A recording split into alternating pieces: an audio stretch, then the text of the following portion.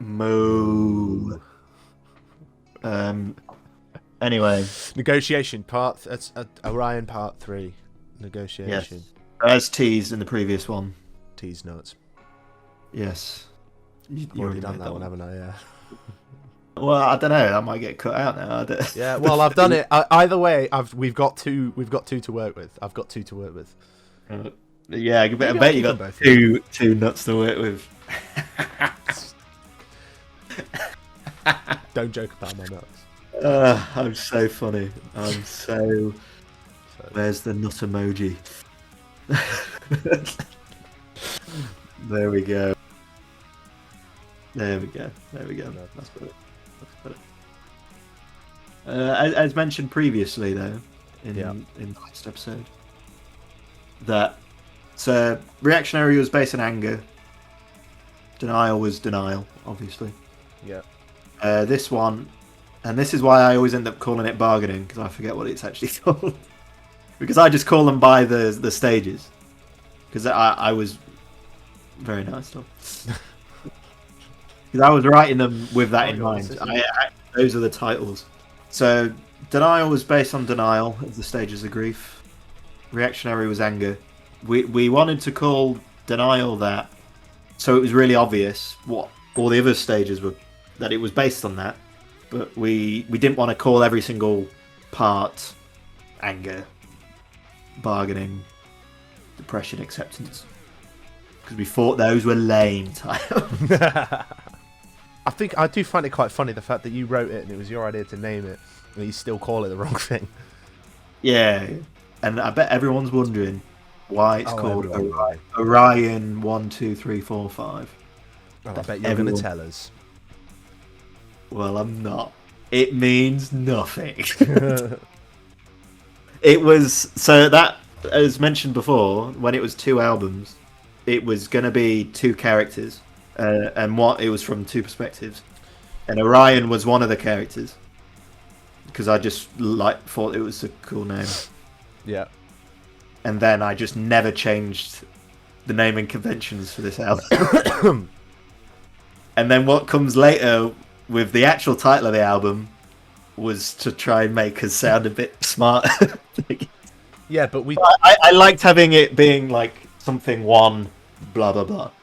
It added that kind of Rush or Dream Theater type naming convention. But that naming process as well was not as intelligently sort of done as it would seem. Yeah, I know. I know. Sorry. I keep bringing it up. We'll tease that. It's not even that. I don't even know if it's that good of a story. No, not really. But that's why I keep this track to fit with the themes. So, denial was nothing was repeated. Reactionary was just like heavy, angry sounding. This one was based on bargaining. The idea was to have it as like question and answer between the parts. So that's why the riff at the beginning is kind of switching between the guitar and the bass and kind of panning round. We didn't go as far as we probably should have, but I think if we went further, it would have been really horrible to listen to. But like structurally as well, so that initial riff, you're playing on like the hi-hat, like the cymbals, and then when it comes back later, you've moved to the toms. I don't think I'm playing anything in the beginning of it. I think at the beginning it's just you two, and then I come in when it hits. Later on, I'm teasing on the high on the my on the point right. is that beginning bit and the when it returns is kind of a question and answer to each other as well. And then a lot of the times things are switching about and whatnot. That was the point. This is my least favourite one of the album. Yeah, I don't like playing this one. Yeah, I was gonna say, like, you're saying about the drums are doing question and answer. That's not what I had in mind. I literally just did it because I thought it'd be cool. As far as any of my parts are ever concerned, I only do it because I think it's cool. You're yet to succeed at that, though. Yeah, I think it's cool. And that's what matters. Yeah, it is what matters. I had fun. I like the solo in this one though. That's the best bit of the song. The sort of final section of this is the best bit. Well, that bit as well, but the solo in the middle as well. Oh, that bit. Yeah, after the thumping bit, it got to the point because we were doing them so swiftly. It's like, how do I make this one sound any different? Because there was 2 solos in this song, Yeah. more than any of our songs, Yeah. other than Collapse in Reality, probably. Yeah. That's Well, just one. That's one solo. Yeah. I guess every song is one solo. Yeah. Well. Yeah. But I like how that one flows and sounds. Not one to pull out the hat every. Yeah, I don't really, but, like playing it. But then there's sometimes when we have played it, I was like, actually, no, it's not too bad. There's I like bits of the it where it's good. bit, you know. Yeah. Yeah.